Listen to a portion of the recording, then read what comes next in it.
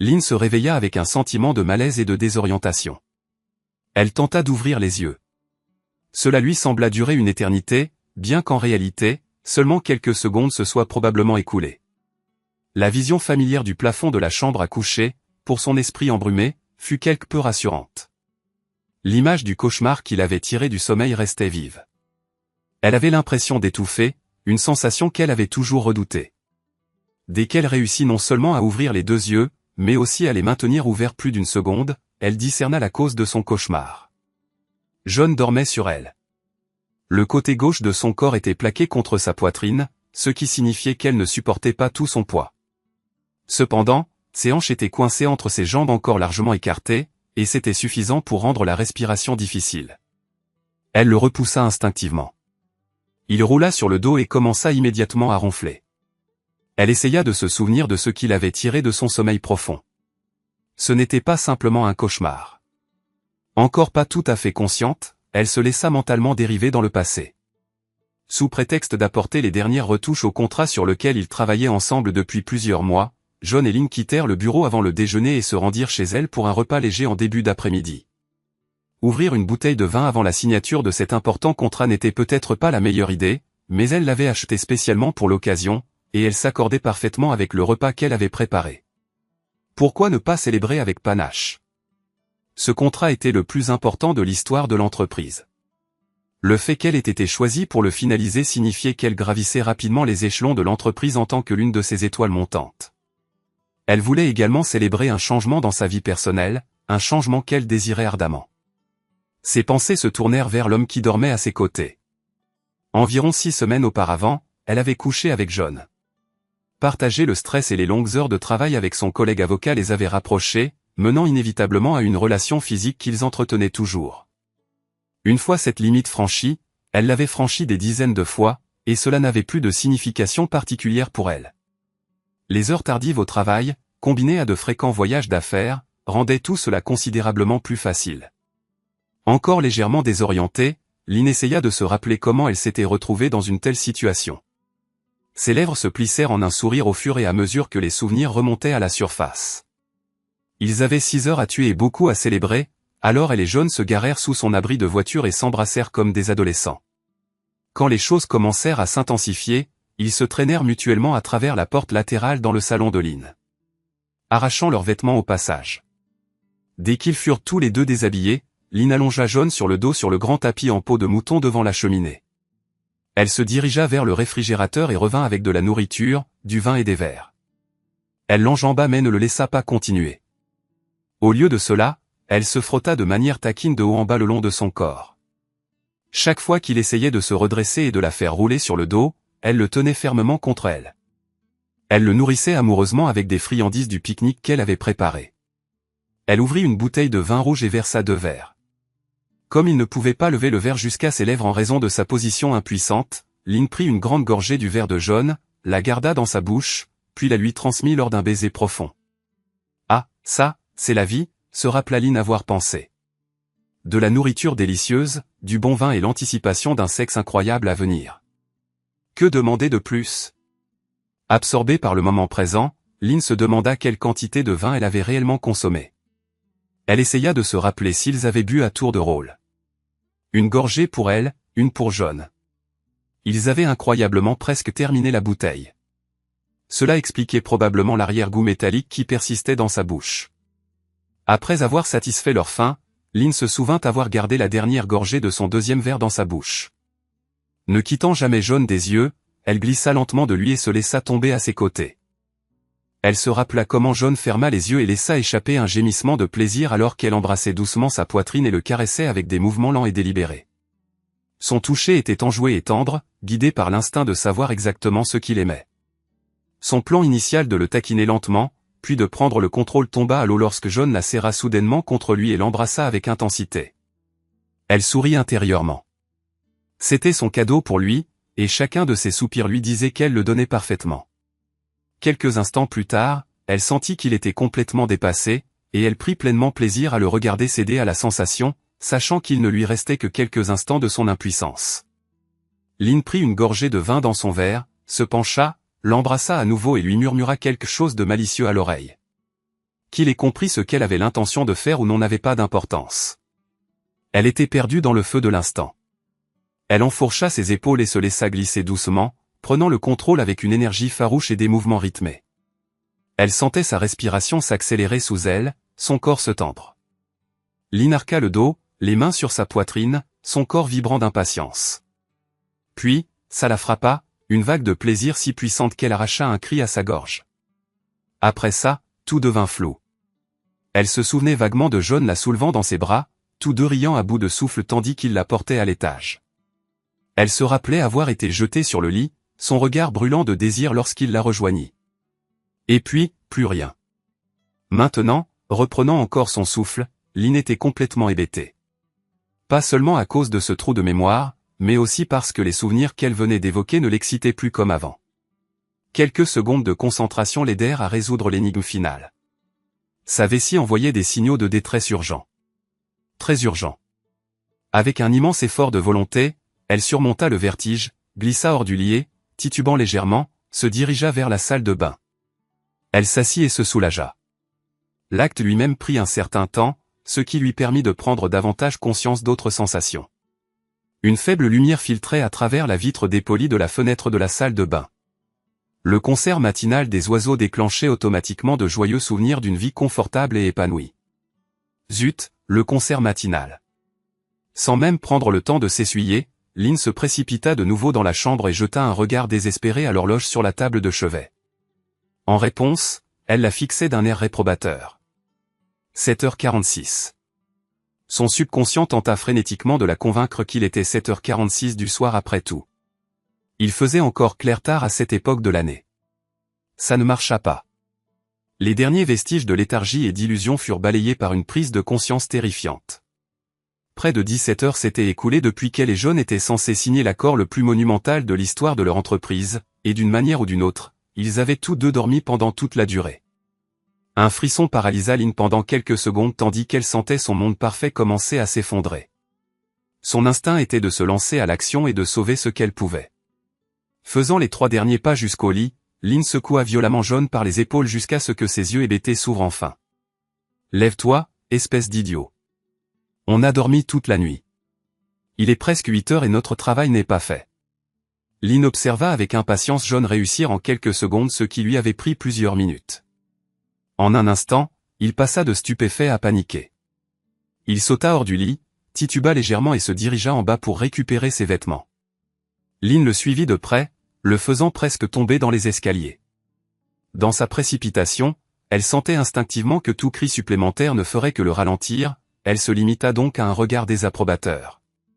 Sans perdre de temps à mettre un soutien-gorge, elle enfila simplement le chemisier et la culotte qu'elle avait jetée la nuit précédente. John était entièrement habillé avant elle. Elle venait d'attraper son pantalon quand elle le remarqua assis sur le canapé, en train de mettre ses chaussures. Et quelque chose l'incita à jeter un coup d'œil vers la porte d'entrée. Toujours hébétée, elle remarqua que la porte était légèrement entr'ouverte, maintenue en place uniquement par la chaîne de sécurité. De vagues souvenirs du bruit de la porte s'ouvrant et du cliquetis de cette même chaîne refirent surface, expliquant pourquoi elle s'était réveillée quelques minutes plus tôt. Elle fixait toujours la porte entr'ouverte quand une ombre se projeta dessus. Quelque chose de long et de lourd siffla à travers l'espace et frappa la chaîne. Les vis se sont arrachées du support de fixation, le loquet vola en arc de cercle et brisa le verre au-dessus, et la porte s'ouvrit en grand. La scène qui accueillit Lynn et John ne pouvait être décrite que comme l'incarnation de la rage. Debout, mesurant à peine 1,50 m mais presque aussi large, une femme d'origine incontestablement méditerranéenne se tenait devant eux, la poitrine haletante. Une hachette pendait de sa main épaisse.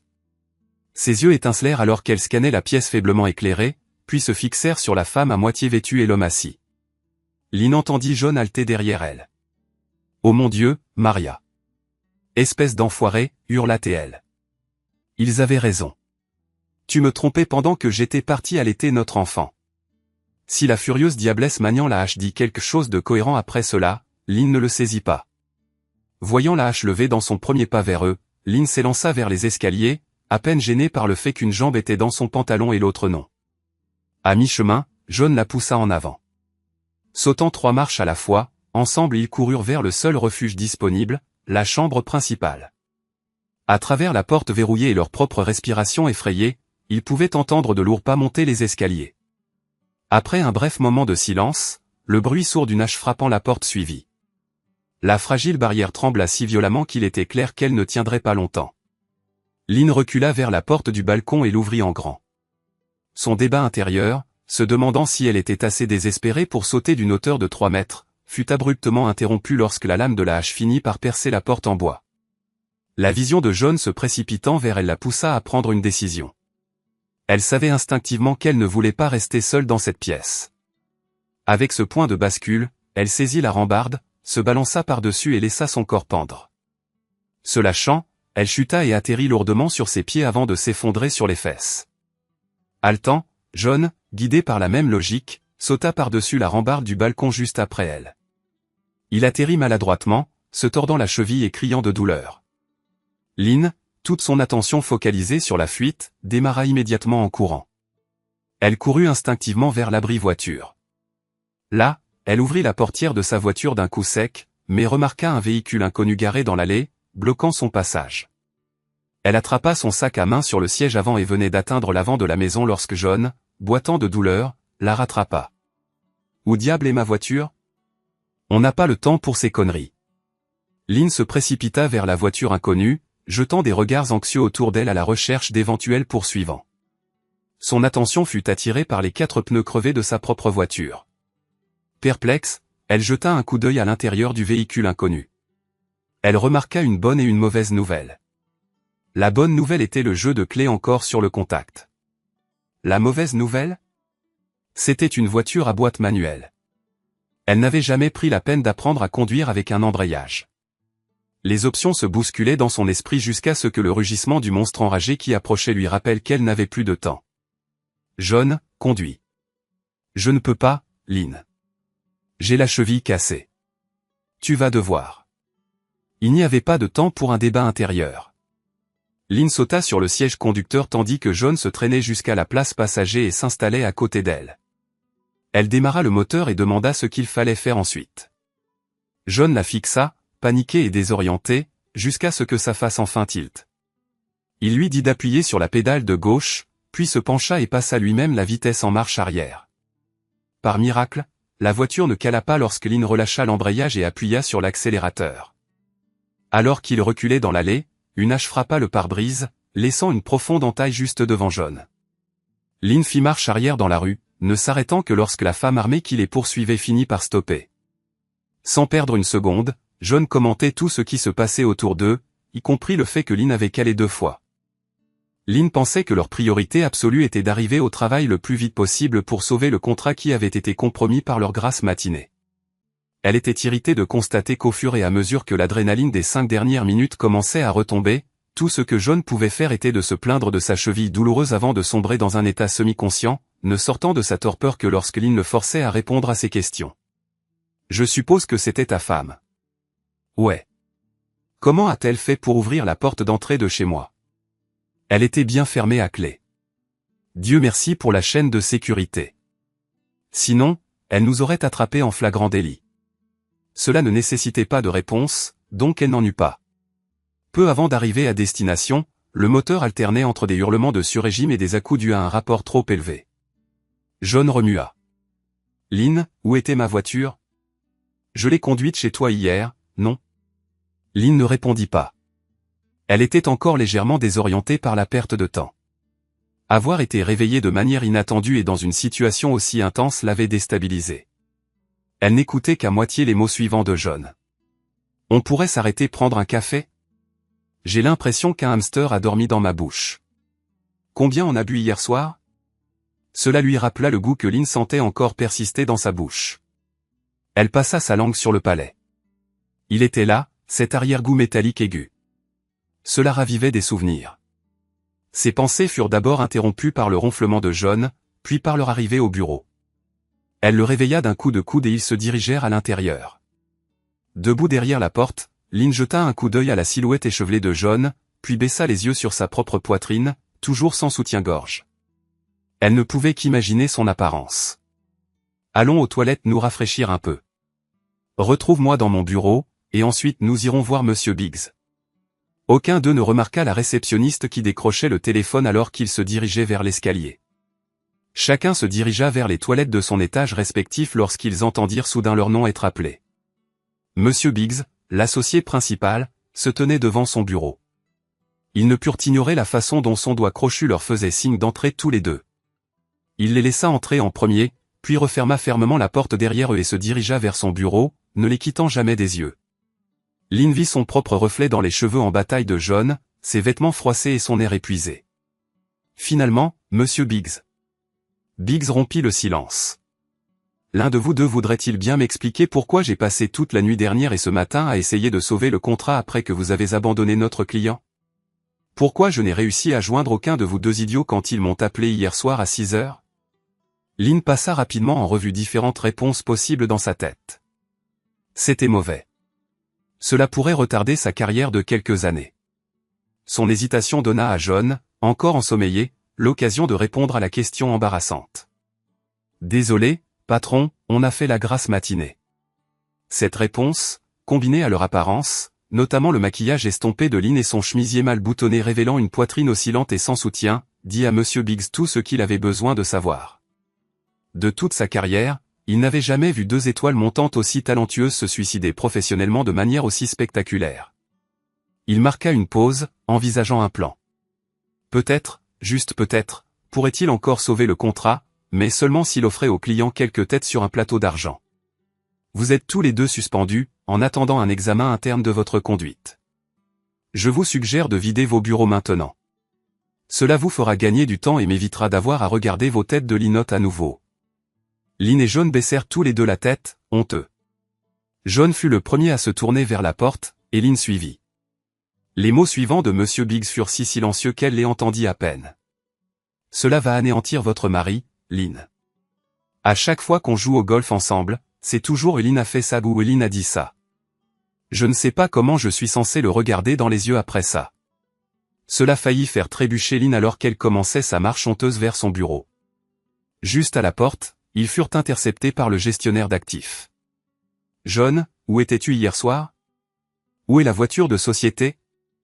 John secoua la tête. C'est grave. Conduisais-tu ta voiture hier soir? Je ne crois pas. Je me suis endormi hier après-midi et je ne me suis réveillé que ce matin. Ma voiture a disparu. L'as-tu signalé volé à la police? John secoua simplement la tête à nouveau. Eh bien, si j'étais toi, j'appellerais la police immédiatement.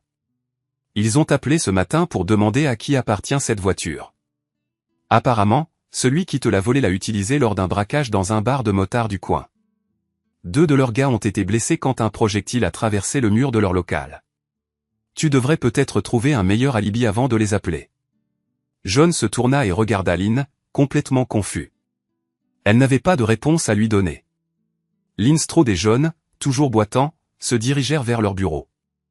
Alors qu'ils rangeaient leurs effets personnels dans des cartons, ils durent endurer l'humiliation de voir l'administratrice du bureau inspecter chaque carton pour s'assurer qu'aucun bien ou donnée de l'entreprise n'était emporté.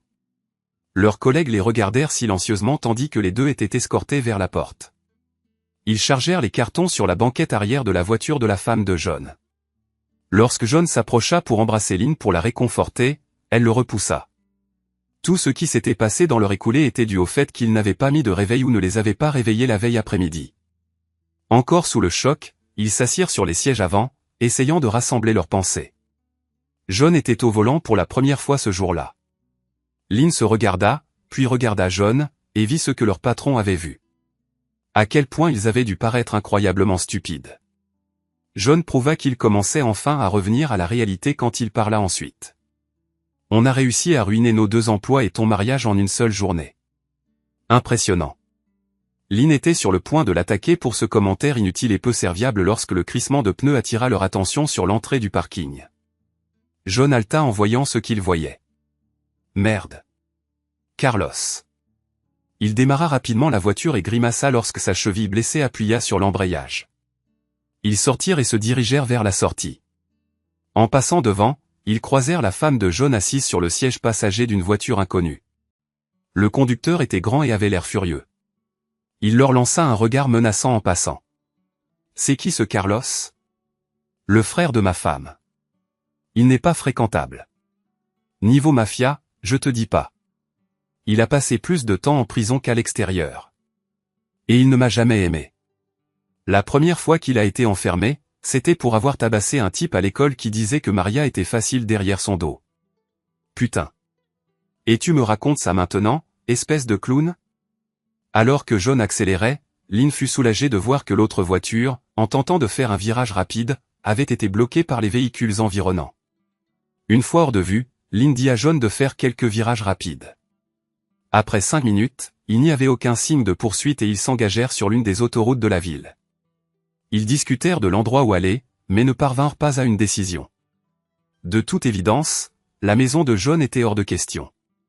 Et maintenant, il savait que Maria était au courant de l'endroit où Lynn vivait, y compris son appartement. Il n'avait pas fait le moindre progrès dans le choix d'une destination. Quand John s'est penché vers le tableau de bord et a allumé une sorte de dispositif, il a expliqué que sa femme avait pris l'habitude d'écouter les transmissions de la radio de la police. C'était légal tant que les informations obtenues n'étaient utilisées d'aucune manière illégale. Un bavardage considérable emplissait les ondes concernant la plaque d'immatriculation et la description du véhicule qu'ils occupaient. Il avait été signalé volé et était lié à une agression qui s'était produite la nuit précédente. Lynn et John avaient à peine eu le temps de digérer cette information qu'ils ont remarqué des lumières clignotantes au loin et entendu le son montant des sirènes. Lynn s'est tournée et a observé un motard de la police à leur hauteur, leur faisant signe de se garer. Elle a ordonné à John d'obéir. La moto s'est arrêtée juste devant eux.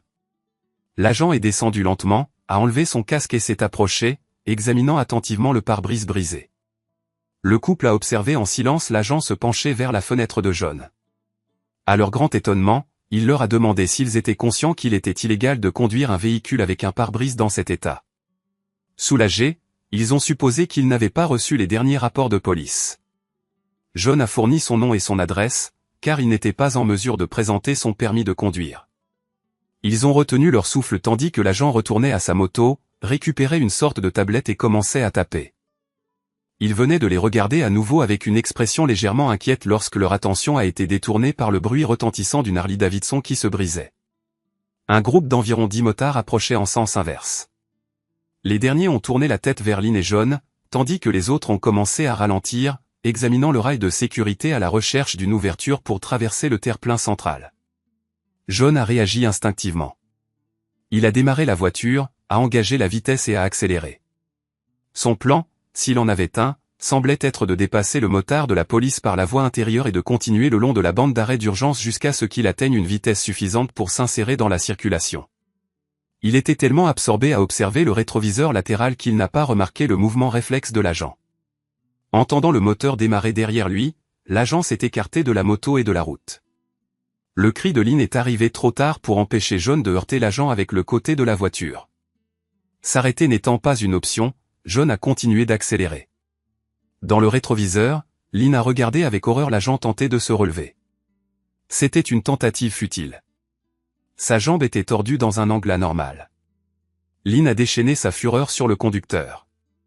John, essayant de l'ignorer, s'est simplement inséré dans la circulation et a commencé à se faufiler entre les voitures à une vitesse bien supérieure à la limite autorisée. Ne voyant aucun signe de poursuite, il a pris la deuxième sortie et s'est éloigné de l'autoroute, suivant des routes de plus en plus petites. Ils ont tous deux grimacé à chaque fois qu'ils apercevaient une moto. 5 minutes plus tard, ils ont remarqué un parking près d'un centre commercial et s'y sont garés. Ayant besoin d'un endroit pour évacuer cette poussée d'adrénaline, Lynn n'a pas cessé de réprimander John pour son imprudence et sa conduite catastrophique. Il a fermé les yeux et a tenté de ne plus l'entendre. Il n'était pas tout à fait certain duquel de leurs poursuivants il devait le plus s'inquiéter. La police l'incarcérerait et ruinerait ce qui restait de sa carrière. S'il avait de la chance, les motards se contenteraient de l'agresser, peut-être même de le mutiler. Non, c'étaient des amateurs. La véritable menace était Carlos. Si Carlos avait failli tuer quelqu'un au lycée simplement pour avoir insulté sa sœur, alors dans quel genre de pétrin John se trouvait-il maintenant? Pour se distraire, il a fouillé dans la boîte à gants de sa femme jusqu'à ce qu'il découvre un vieux Lederman. Après avoir expliqué son plan à Lynn, elle a fait le guet pendant qu'il retirait les plaques d'immatriculation d'une voiture voisine. Il les a fixées à leur véhiculé, après un moment de contemplation, a placé leurs anciennes plaques sur l'autre voiture. C'était moins suspect que de la laisser sans rien. Ils avaient simplement besoin de gagner du temps jusqu'à ce qu'ils déterminent ce qu'ils devaient faire ensuite. Puis ils ont quitté la ville et se sont arrêtés dans un endroit isolé au bord de la rivière. Épuisés et las, ils ont incliné les sièges et se sont reposés. Après un moment, John a suggéré à Lynn de désactiver son téléphone pour éviter qu'il ne soit suivi. « Qu'est-ce qu'on fout maintenant, John ?»« Si je le savais, Lynn. Je n'ai pas de téléphone, de portefeuille, ni d'argent. Si je rentre à la maison avant qu'elle ne se calme, c'est fini pour moi. Je soupçonne que la même chose se produira si je me présente chez l'un de mes proches. Qu'en est-il de chez toi? C'est probablement surveillé, mais on pourrait peut-être s'y introduire en douce. Ton mari s'occuperait sûrement de nous, n'est-ce pas? Je ne suis pas sûr qu'on y reçoive un accueil chaleureux. Pourquoi pas? Tu as dit qu'il était au courant de nous et que ça ne le dérangeait pas. J'ai peut-être un peu forcé le trait sur ce point. Oui, il était au courant de nous, mais j'ai peut-être exagéré sa réaction, alors ne te fais pas trop d'illusions. Donc, si je comprends bien, je devrais m'inquiéter d'un mari en colère comme tout le monde? Super. Non, il n'est pas comme ça. Il n'a pas une once de méchanceté en lui. Il ne ferait pas de mal à une mouche. C'est un pharmacien. Et je crois qu'ils font le même serment que les médecins de ne nuire à personne. Alors, il n'a pas très bien pris la nouvelle? Non. Il s'est emporté contre moi la semaine dernière. Il connaissait ton nom et tout. Il m'a donné un ultimatum. Et moi, comme l'adultère arrogante que j'étais, je lui ai dit d'aller se faire voir. Je voulais tout. Une carrière réussie, une belle maison et une belle voiture, un mari fiable et une famille. Je lui ai dit que je voulais aussi un amant, quelqu'un qui me convienne. Et s'il ne pouvait pas l'accepter, j'engagerais un des associés comme avocat pour mon divorce. Au final, il vivrait dans une boîte à chaussures, suppliant de voir les enfants une fois par mois. Je bluffais. Mais il ne le savait pas, il vit pour ses enfants. Je m'attendais presque à ce qu'il démasque mon bluff, mais au lieu de ça, il s'est enfui. Je ne l'ai pas revu depuis. Le lendemain, j'ai déposé les enfants chez mes parents et je t'ai retrouvé dans ce motel lundi dernier, tu te souviens. Malgré tout ce qu'ils avaient enduré ce jour-là, John fut horrifié de réaliser qu'il avait passé tout ce cauchemar dans la même voiture avec quelqu'un qui, en fin de compte, était Lynn. Il lui fallut plusieurs minutes pour retrouver la capacité de parler. Alors, tu lui as donné le choix, soit tu le trompais, soit il perdait tout? Pourquoi pas? La loi dit que je peux m'en tirer, alors pourquoi ne le ferais-je pas? Pourquoi as-tu l'air si choqué?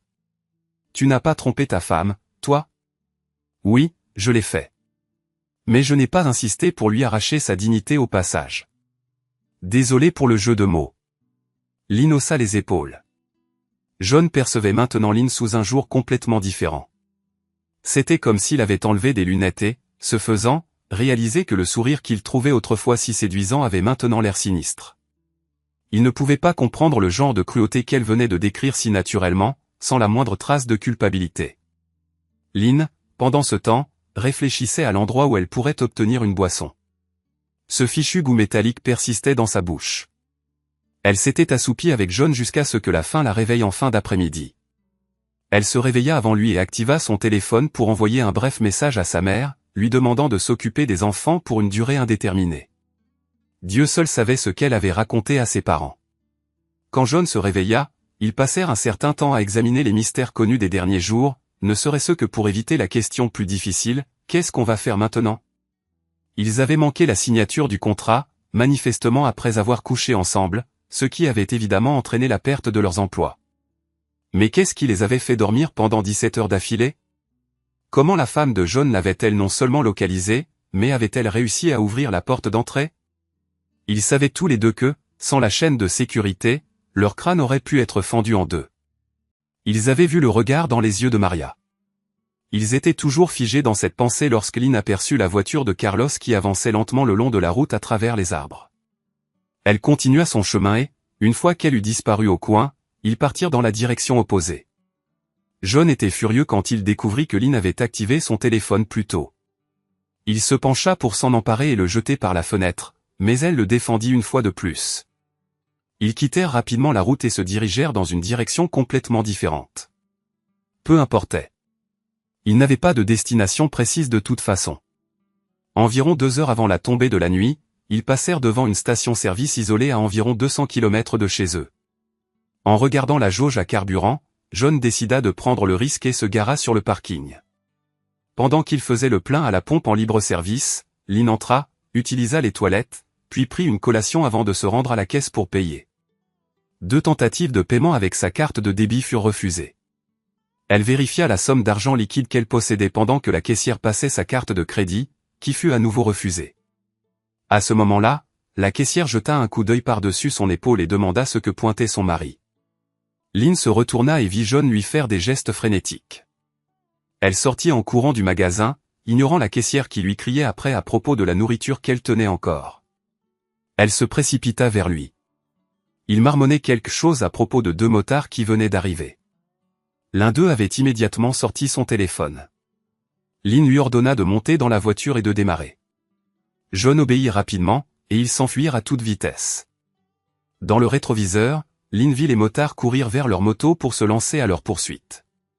Elle décida que ce n'était pas le moment opportun pour l'informer que la banque avait annulé ses cartes pour éviter d'autres transactions. Ils n'avaient parcouru que quelques kilomètres lorsque, par-dessus le rugissement de leur propre moteur, ils entendirent le bruit de moto. Il y avait une moto de chaque côté de leur voiture. John se dirigea vers le centre de la route alors qu'ils négociaient un virage. Dès qu'ils atteignirent la ligne droite suivante, la moto sur leur gauche accéléra pour les dépasser. John braqua instinctivement vers la gauche. Cela offrit une ouverture au motard sur la droite. Il se porta à la hauteur de la porte arrière avant que John ne le remarque dans le rétroviseur. Réagissant purement à l'instinct, John tourna brusquement le volant vers la droite. Il ne heurta pas directement la moto, mais le motard eut un mouvement de recul et dévia de la route, droit vers l'accotement. Lynn observa avec fascination la moto voler dans un fossé et éjecter son pilote. Elle vit son ami ralentir et faire demi-tour pour lui porter assistance. Poussé par l'adrénaline, John demanda à Lynn si elle avait vu ce qui était imprimé sur les blousons des motards. Lorsqu'elle mentionna une figure ornée d'un sombrero à la mexicaine, John grogna et précisa qu'il s'agissait des Bandidos, un club connu pour sa réputation de violence. Le conducteur et la passagère surveillaient tous deux la jauge à essence avec appréhension. John venait de commencer à faire le plein lorsque les motos étaient arrivées, au crépuscule. Lorsque l'aiguille de la jauge atteignit la zone vide, John s'engagea sur un chemin de terre isolé et coupa le moteur. Dans les derniers rayons du soleil couchant, ils aperçurent une ferme et plusieurs dépendances à quelques centaines de mètres de là. À l'écart de tout, sur une plateforme surélevée, se trouvait ce qui semblait être une cuve à carburant de 10 000 litres, avec un tuyau et un pistolet de distribution. John inspecta les environs dans la faible lumière du début de soirée. Une lumière était visible à l'intérieur de la ferme, mais sinon, personne n'était en vue. Il examina le pistolet de distribution. Il n'était pas verrouillé, lorsqu'il pressa la gâchette, du liquide commença à couler. Il chercha un récipient dans l'obscurité, mais ne trouva rien. Il envisagea d'allumer son téléphone et d'utiliser sa fonction lampe de poche, mais la peur d'être traqué l'emporta sur son désir de continuer. John retourna à la voiture et s'accroupit à côté de Lynn pour attendre. Le plan était d'attendre minuit, de conduire la voiture jusqu'à la cuve, de faire le plein et de reprendre leur route. Pour passer le temps en attendant que la lumière de la ferme s'éteigne, John et Lynn commencèrent à discuter des étranges événements de la journée et à identifier ceux qui les poursuivaient. Tout d'abord, ils s'étaient endormis en faisant l'amour sur le lit de Lynn. Si cela n'avait rien d'inhabituel en soi, dormir pendant plus de 17 heures l'était assurément. Distraitement, Lynn attrapa les restes d'un sachet de chips qu'elle avait pris à la station-service. Peut-être cela aiderait-il à éliminer ce goût métallique persistant dans sa bouche. Une grande partie de ce qui s'était passé depuis leur réveil ce matin-là, où était-ce il y a une semaine, provenait du fait que la voiture de John avait apparemment été utilisée lors d'un raid contre un repère de motards local. De toute évidence, elle avait été volée, et si John avait eu plus de temps, il aurait peut-être pu convaincre les motards de cela. Maintenant, après avoir blessé, voire peut-être tué, l'un d'eux en fuyant la station-service au bord de la route. Cet argument semblait quelque peu théorique. Avec une pointe d'optimisme, les deux individus pris dans une telle situation commencèrent à analyser les motivations et les intentions de ceux qui les pourchassaient. John pensait que sa femme et son beau-frère se contenteraient d'une légère correction, suivie d'un rapide règlement de divorce en sa faveur. La police? Que savait-il réellement? Seulement qu'il avait heurté et blessé un agent et qu'il ne s'était pas arrêté. Mais, compte tenu des circonstances avec les motards, ne pas s'arrêter était justifiable. La blessure entraînerait elle une peine de prison. Ils jugèrent tous les deux cela improbable. Après tout, c'était un accident raisonnablement explicable qui avait laissé les motards. John supposait que leur réputation avait été exagérée par les médias et qu'ils n'étaient pas aussi mauvais que les gens les dépeignaient. Lynn rejeta rapidement cette théorie optimiste. Son mari avait autrefois été membre d'un club de motards. Il avait décrit une culture criminelle où le crime était la norme et la violence était omniprésente. Le rôle de son mari dans le club consistait à voler des voitures, soit pour les revendre, soit pour les utiliser dans diverses activités illégales. Il devint évident pour John que les souvenirs de Lynn de ces histoires la terrifiaient à l'idée des motards. Elle expliqua en outre comment son mari avait fini par abandonner cette vie, trouver un emploi normal et obtenu un diplôme universitaire. Il était clair que Lynn était très fière de son pharmacien. Ils se turent, et le silence s'installa jusqu'à ce que la lumière de la ferme s'éteigne enfin. Ensemble, ils eurent du mal à manœuvrer la voiture jusqu'à la cuve. Nerveux et respirant fortement, John ouvrit le bouchon du réservoir et commença à faire le plein. Le liquide fit un gargouillis satisfaisant en remplissant le réservoir jusqu'à ce qu'il déborde. Rentrant en boitant au siège du conducteur, il démarra le moteur, puis le coupa rapidement pour que le fermier ne les remarque pas ou n'ait pas le temps de mémoriser quoi que ce soit. Ils avaient parcouru environ 50 mètres en direction du portail de la ferme lorsque la voiture s'arrêta. 20 mètres plus loin, tous les voyants d'alerte du tableau de bord s'allumèrent et le moteur cala. Lynn regarda par la lunette arrière et demanda à John d'essayer de redémarrer. Malgré des tentatives répétées, le moteur refusa de se lancer. Une pensée horrible traversa l'esprit de Lynn. Cette voiture, c'est essence ou diesel? Essence, je crois. Du 98 octane, si je ne m'abuse. Qu'est-ce qu'il y avait dans cette cuve? La plupart du matériel agricole fonctionne au diesel, non? Qu'est-ce que j'en sais, moi? Je suis un citadin.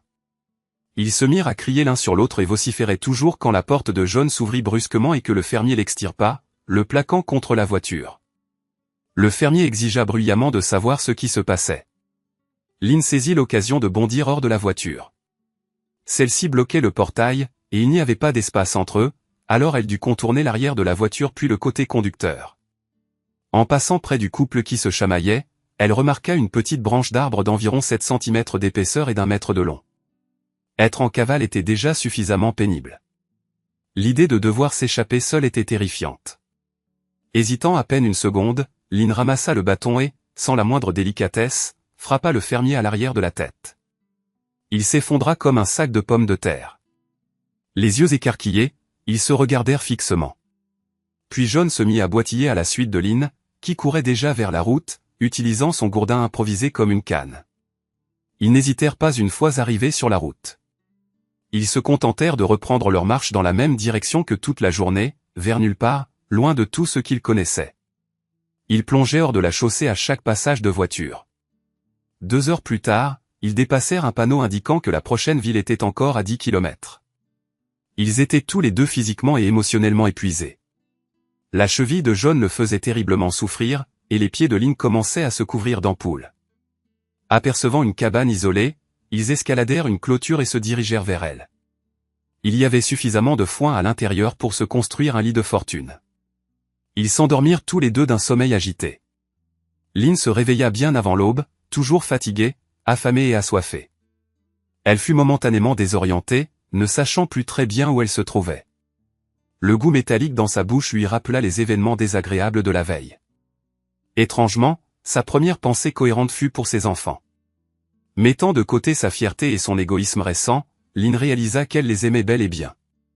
Si elle parvenait à éviter la mort ou la prison, elle rentrerait à la maison, serrait ses enfants comme elle ne l'avait jamais fait, et attendrait que son mari revienne à la rampe. Finalement, peut-être que les choses pourraient redevenir comme avant. C'était un fantasme, mais un fantasme auquel croyait un esprit affamé, déshydraté, épuisé et désespéré.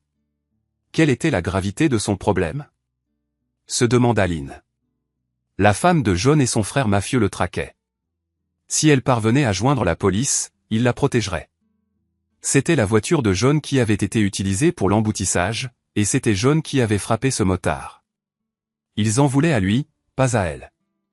Après tout, la police pourrait aussi la protéger d'eux. Il ne restait plus que la police à craindre. Que avait-elle vraiment fait de mal? Elle avait volé quelques articles dans une station-service au bord de la route sans payer. Rien de bien méchant pour se retrouver en prison. Merde, elle avait agressé le fermier. C'était vrai, mais comment quiconque pourrait-il savoir que c'était elle? La solution à tous ces problèmes lui apparut soudainement clairement. Si elle laissait John dormir et arrivait la première au poste de police le plus proche, elle pourrait tout lui mettre sur le dos, allant même jusqu'à prétendre que c'était lui qui avait attaqué le fermier. Au pire, elle recevrait une tape sur les doigts pour l'avoir dénoncé. Une fois que le monde entier saurait où il était, tout le monde l'oublierait, et elle pourrait tranquillement rentrer chez elle. Lynn fit un examen de conscience en considérant ce plan. Pourrait-elle vraiment faire ça à son amant? Comme la plupart des liaisons nées de l'infidélité, Lynn réalisa que leur relation était vouée à l'échec dès le départ. Il s'était simplement trouvé là quand elle avait besoin de quelqu'un. En plus, c'était un tricheur. Elle ne lui avait jamais fait suffisamment confiance pour quoi que ce soit de long terme. Lynn sourit intérieurement et se prépara à se faufiler hors de la cabane. Mais un léger bruissement attira son attention. Au clair de lune, elle vit John ramasser discrètement ses chaussures et se diriger vers la sortie de la cabane. Instinctivement, Lynn comprit ce qui se passait. Après son propre débat intérieur, le salaud avait décidé de l'abandonner. Salaud. Furieuse, Lynn se leva d'un bond, attrapa son gourdin improvisé et l'abattit sur la tête de John. Il s'effondra et ne bougea plus. Elle lui enleva ses chaussures et les jeta dans des directions opposées dans l'obscurité. Le plan de Lynn avait changé. Elle affirmerait qu'il s'agissait de légitime défense le moment venu d'expliquer l'incident à la police. Serrant les dents, Lynn se mit en marche vers la ville. Après un temps incertain, elle risqua d'allumer brièvement son téléphone pour vérifier l'heure et la distance qui la séparait de la ville. Elle avait presque fini lorsque l'écran se mit soudain à clignoter et à changer d'application tout seul. La panique la saisit lorsqu'elle réalisa qu'il était contrôlé à distance. Il n'y avait qu'une seule personne capable de faire ça.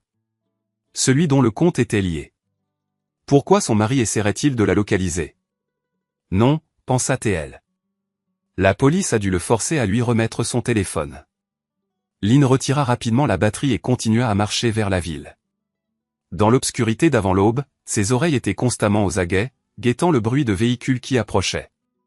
Tout en marchant, elle élaborait des plans. Elle endurerait la tape sur les doigts, puis exigerait que son mari rentre à la maison. S'il refusait, elle utiliserait son fonds secret, celui dans lequel elle avait discrètement versé son salaire sur un compte bancaire séparé, pour le faire divorcer. Sans travailler et en prenant son temps pour trouver un autre emploi, elle exigerait la pension alimentaire maximale possible, tout en coupant systématiquement son accès aux enfants. Après suffisamment d'humiliation, elle pourrait envisager de le reprendre. Et cette fois, s'il osait s'opposer à ce qu'elle ait un nouvel amant, il saurait précisément ce qui l'attendait. Elle n'avait même pas parcouru le tiers du chemin vers la ville précédemment. Même sa rage brûlante ne pouvait dissimuler la douleur que lui causaient les chaussures mal ajustées. Des ampoules se formaient sur des ampoules. Mais, titubant, elle parvint à atteindre la ville. Le poste de police se trouvait à mi-chemin de la rue principale, mais un panneau sur la porte indiquait qu'il resterait fermé jusqu'à 9 heures du matin. Elle estima qu'il était environ 7 heures, alors elle s'assit sur les marches et attendit. Elle n'avait aucune idée du temps qui s'était écoulé, mais peu à peu, elle perçut un rugissement croissant. Son cerveau surchargé et épuisé enregistra lentement que c'était le bruit de motos, beaucoup de motos. Se relevant d'un bond, elle contourna le poste de police et se cacha dans les buissons. En jetant un coup d'œil, elle vit des groupes de motards s'arrêter environ tous les 50 mètres le long de la rue principale, descendre de leur moto et scruter les environs. La porte du poste s'ouvrit et un homme en uniforme avec des galons de sergent sortit sur le trottoir et regarda en haut et en bas de la rue.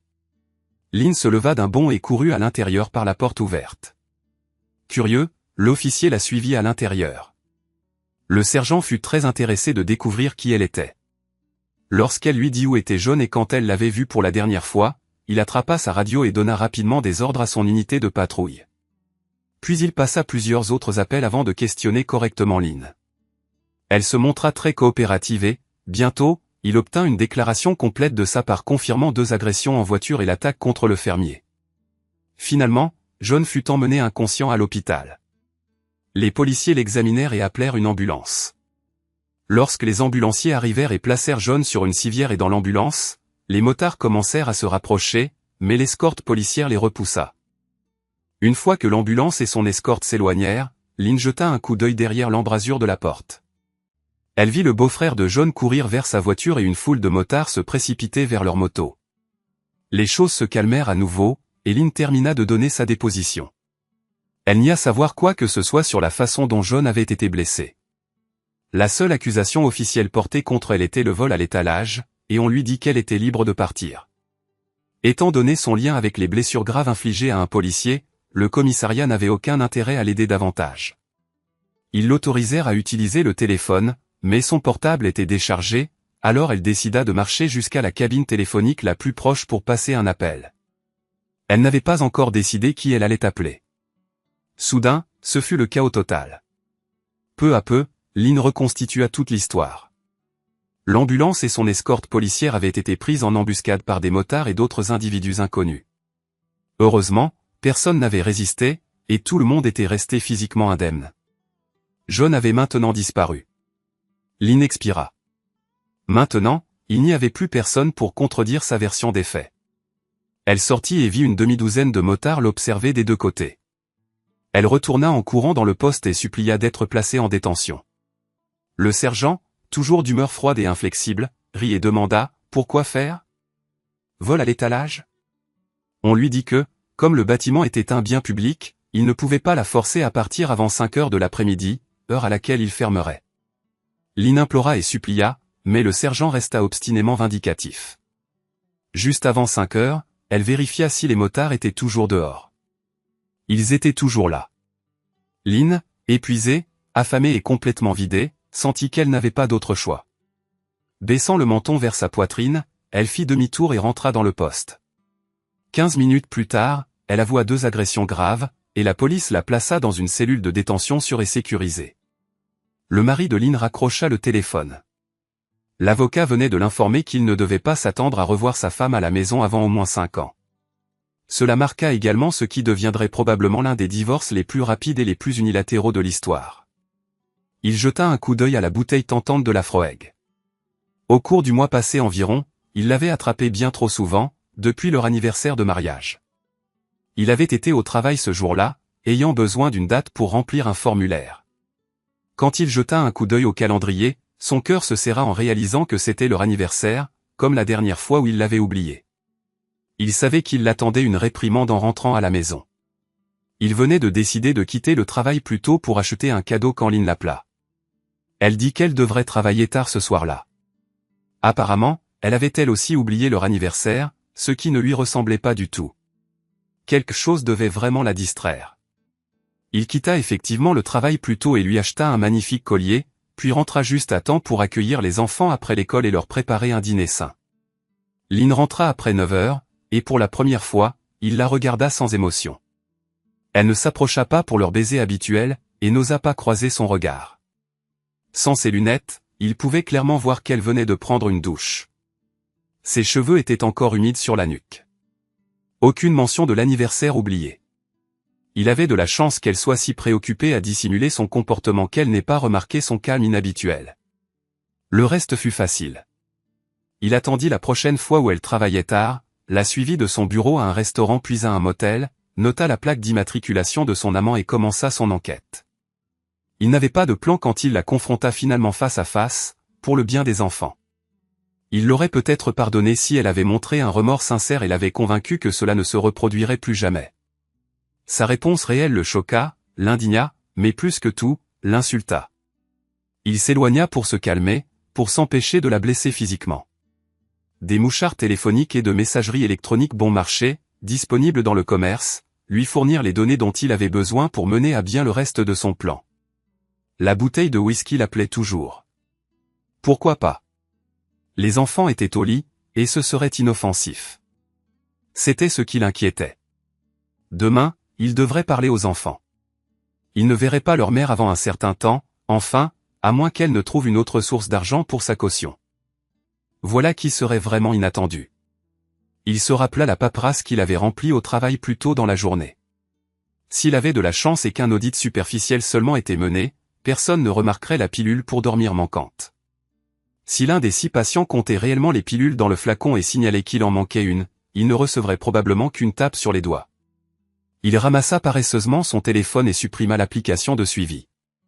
Puis il effaça plusieurs contacts dont il n'aurait plus jamais besoin, Lynn, Maria.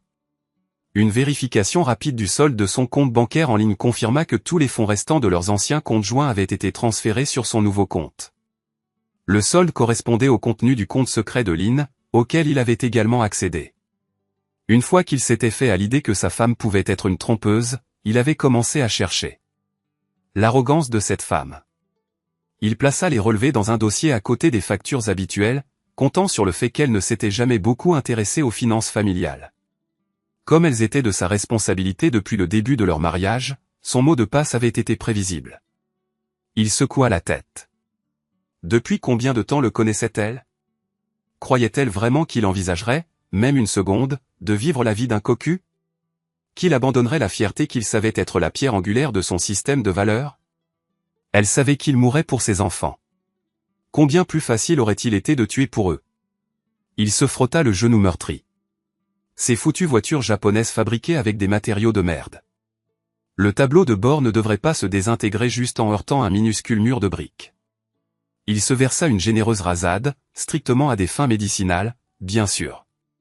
Sortant sa liste de contrôle, il vérifia une deuxième fois que tout avait été fait. Puis il l'alluma avec un briquet et la jeta dans la cheminée. Alors qu'il la regardait brûler, il chercha dans sa mémoire tout ce qu'il aurait pu oublier, mais une fois de plus, il ne trouva rien. Il ne restait rien qui puisse être utilisé. Il prit une autre gorgée et, pour la première fois depuis des semaines, se détendit complètement. Ça suffit, Dave. Assez. Okay, så jeg kan bruge ancient debris til noget, men... Crafting table... Ja, fuck dem der... Ja... Okay, jeg skal ud på den anden side. Og så meget ked af det Brøndby-fans. Ja, det var mere location, jeg lige tænkte på. Men ja, I guess, i teorien.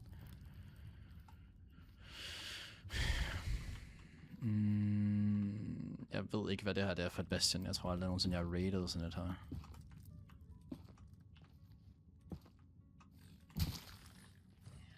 Hvad sker der? Okay, lad mig lige hurtigt...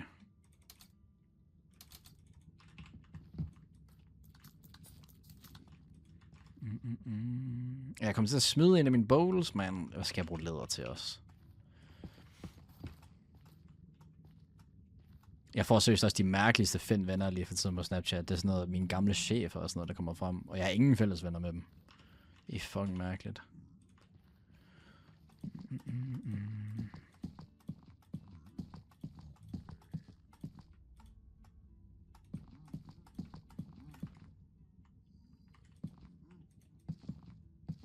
Jeg tror ikke, jeg har kontakter slet til. Men jeg ved det ikke rigtigt, fordi min søster fandt mig også lige pludselig. Og det var sådan, hvad fanden vil du tilføje mig for?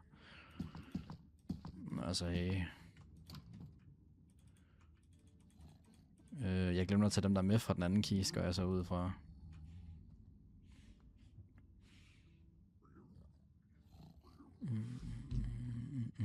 Det er da hyggeligt. Hvad for noget, siger du?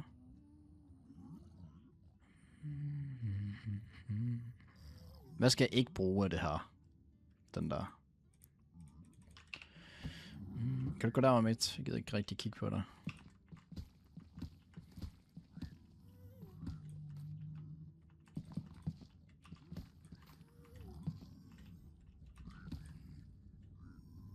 Ja, Pentakill, dem får jeg også. Det er legit absurd. Er det hyggeligt, min søster har tilføjet mig? Det ved jeg ikke. Jeg får bare notifikationer om, hun poster noget på sin Åh! What the fuck?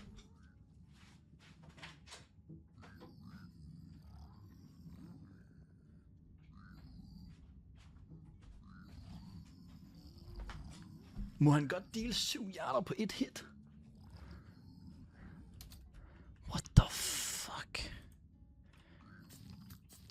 Det er jo ikke ægte.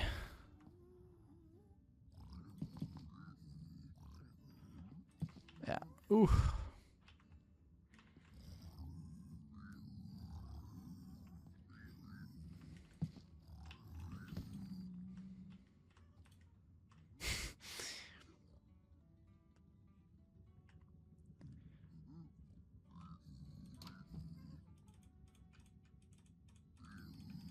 Så 30 obsidian er da også fint nok, I guess.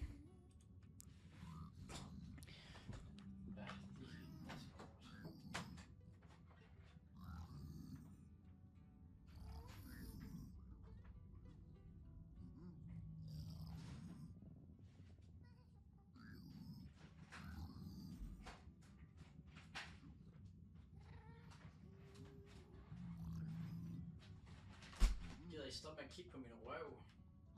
Jeg kan se, at I gør.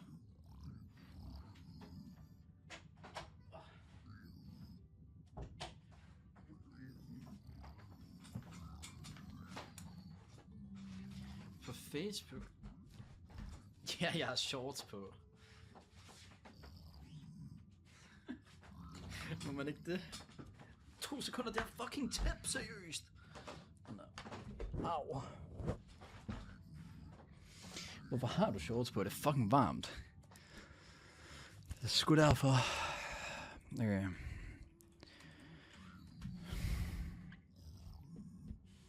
Må jeg ikke have shorts på? Eller hvad er det, vi sidder og snakker om nu? Spørgsmålet er, om jeg kan finde ud af det der, hvis jeg nu tager dem med. Ej, ja, fuck det, jeg har alt det andet, jeg skal bruge. Hvor meget guld har jeg? Jeg har kun 10, dog. Nah, fucking noobs. De går rundt om. Okay, no mind. Jeg sagde sgu ikke noget.